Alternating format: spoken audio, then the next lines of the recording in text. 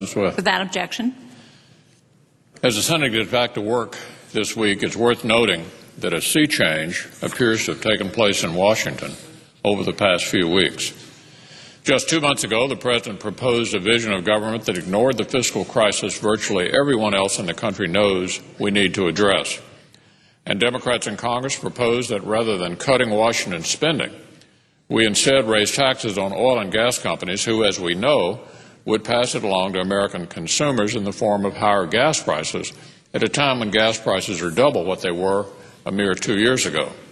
In other words, it wasn't that long ago that both the White House and Democratic leaders here in Congress were doing everything they could to ignore the nation's $14 trillion debt and to preserve the massive growth in government that they've presided over the last couple of years. But at some point in the past few weeks, Democrats in Washington finally got the message. The ground shifted, and spending reductions Democrats recently described as extreme and draconian, they are now calling historic and common sense. The debate has turned from how much to grow government to how much to reduce it. This is a major departure from the standard Democratic position, and it suggests one of two things.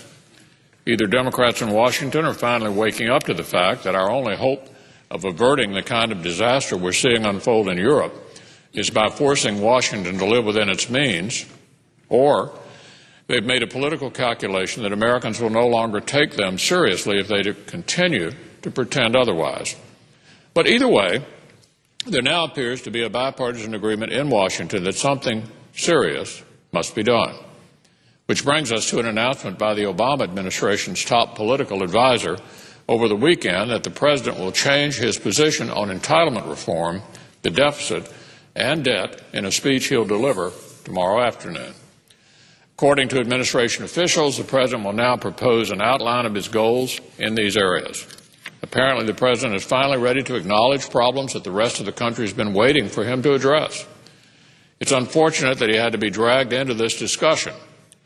But those on the left and right who have been clamoring for presidential leadership on these issues have to welcome the President's long-awaited decision to engage on them. And as we look forward to hearing what the President has to say, but it's my hope that in doing so, he offers more than the outline his political advisor suggested.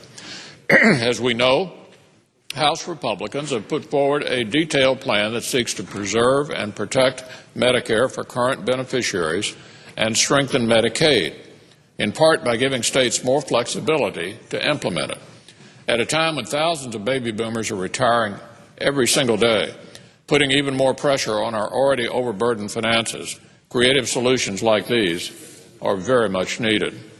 So hopefully the President will put forward a plan that doesn't just pay lip service to the commitments we've made to seniors and the poor, but which acknowledges the unique problems that this generation and arising generations of Americans face.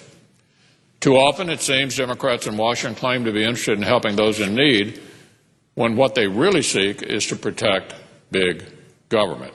Meanwhile, Republicans are developing solutions that will enable us to keep our commitments to seniors, even as we create new opportunities for the young and middle class with low tax policies that lead to private sector job growth.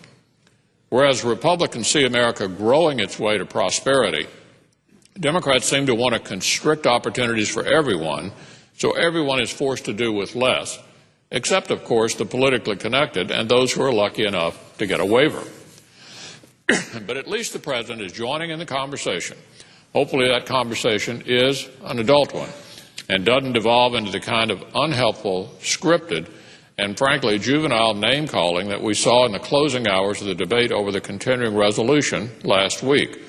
We all know that both sides will have to play a part in addressing the crisis we face. So we do well to leave all dishonest rhetoric aside. Both sides want to preserve what's best about America. If both sides acknowledge that up front, as we move from a conversation about billions to a conversation about trillions, we'll have much progress ahead of us. Madam President, I yield the floor.